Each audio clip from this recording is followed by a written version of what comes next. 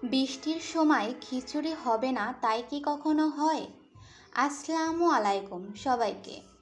চুলায় একটি কড়াই বসিয়ে দিয়েছি। এখন কোয়ার্টার কাপ তেল দিয়েছি। তেলটা গরম হলে দিয়ে দিয়েছি 1 কাপ পেঁয়াজ কুচি, কাঁচামরিচ চেরা 20-25টি মতো দিয়ে দিয়েছি, একটু মিশিয়ে নিয়েছি। এখন দিয়ে দিয়েছি পেঁয়াজ বাটা 1 চামচ, রসুন বাটা 1 চামচ, আদা বাটা 1/2 চামচ, স্বাদ মতন লবণ, হলুদ 1 চামচ, ধনিয়ার গুঁড়া 1/2 চামচ, 1/2 চামচ জিরার গুঁড়া, 1/2 চামচ গরম মশলার গুঁড়া। খুব ভালো করে মিশিয়ে নিতে হবে, এক প্রকারে কষিয়ে নিতে হবে। যখন এই রকম একটু ভাজা ভাজা হয়ে যাবে তখন হালকা একটু নর্মাল পানি দিয়ে খুব ভালো করে আবারও কষিয়ে নিতে হবে, যাতে মশলা থেকে কাঁচা গন্ধটা চলে যায়।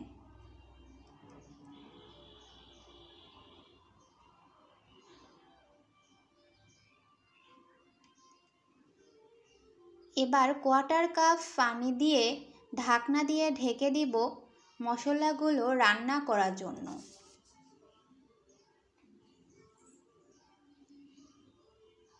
4-5 মিনিট পর ঢাকনা তুলে একটু নাড়িয়ে আগে থেকে কেটে রাখা 2টি আলু দিয়ে দিয়েছি। এবার একটু মিশিয়ে নিতে হবে। ধুয়ে রাখা চাল ও ডাল দিয়ে দিয়েছি, ভালো করে মিশিয়ে নিব। আমি এখানে 1 কাপ ডাল আর 1 কাপ চাল নিয়েছি। খুব ভালো করে ধুয়ে পরিষ্কার করে রেখে দিয়েছিলাম। ডাল আর চালটা যখন ভালো করে কষানো হয়ে যাবে তখন আমি এর ভিতরে দিয়ে দিব 4 কাপ পানি।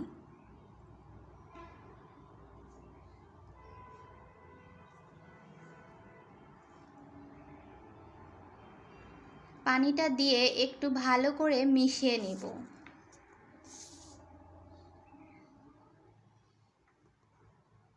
এবার আগে থেকে কেটে রাখা 2টি টমেটো আমি এখানে দিয়ে দিয়েছি। এবার 5 মিনিট ফুল আঁচে ঢাকনা ঢেকে রান্না করব। তারপর মিডিয়াম আঁচে রেখে দিব খিচুড়ি ভাতটা সম্পূর্ণ না হওয়া পর্যন্ত। তবে এর মাঝে ঢাকনা তুলে একটু নাড়িয়ে দিতে হবে, তা না হলে নিচে ধরে যাওয়ার সম্ভাবনা থেকে যায়। একটি কমেন্ট, লাইক ও শেয়ার করে দিবেন। এবং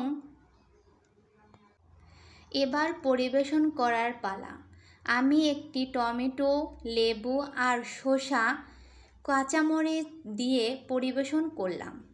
কেমন হয়েছে আপনারা সবাই কমেন্টে জানাবেন।